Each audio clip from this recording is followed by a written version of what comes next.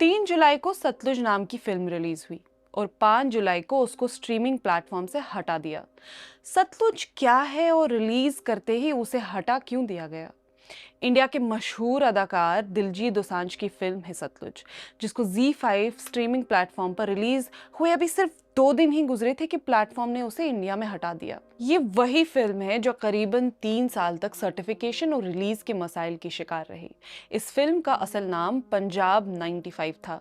Film को 2022 में central board of film certification यानी CBFC के पास भेजा गया था, लेकिन सर्टिफिकेशन का अमल तकरीबन 3 साल तक चलता रहा। सतलुज फिल्म इंसानी हुकूक कारकुन जसवंत सिंह खालरा की जिंदगी पर मबनी है, लेकिन 5 जुलाई को प्लेटफॉर्म ने ऐलान किया कि फिल्म इंडिया में मजीद हिदायत तक दस्तयाब नहीं होगी। ZEE5 ने अपने बयान में कहा कि फिल्म ने रिलीज के बाद तवज्जो हासिल की और उसे खूब पसंद किया गया।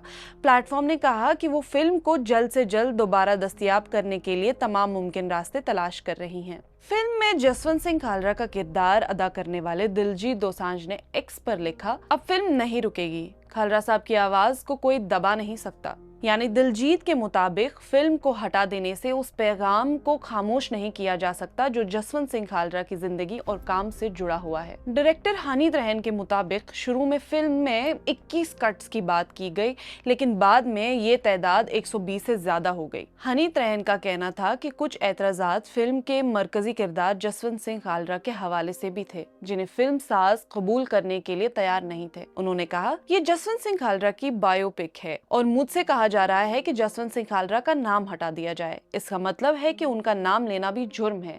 ऐसी तमाम शराइत कबूल नहीं की जा सकती। जसवंत सिंह खालरा कौन थे? पंजाब के एक मशहूर इंसानी हकूक के कारकुन। 6 सितंबर 1995 को जसवंत सिंह खालरा को अमृतसर के इलाके कबीर पार्क में वाक़ उनके घर से अगवा कर लिया गया था। इसके बाद वो कभी घर वापस नहीं लौटे।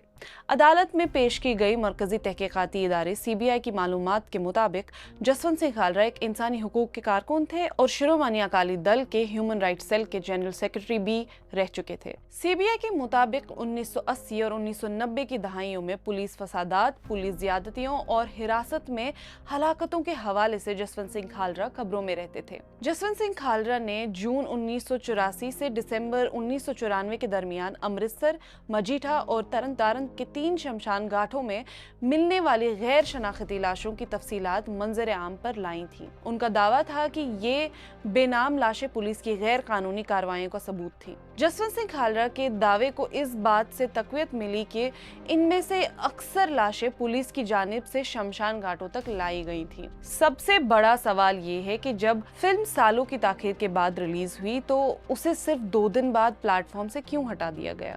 फिलहाल ZEE5 या फिल्म साजों की जानिब से इस हवाले से तफसीली वजह सामने नहीं आई, लेकिन इतना जरूर है कि पंजाब 95 यानी सतलुज की मुश्किलात रिलीज के बाद भी खत्म होती नजर नहीं आ रही।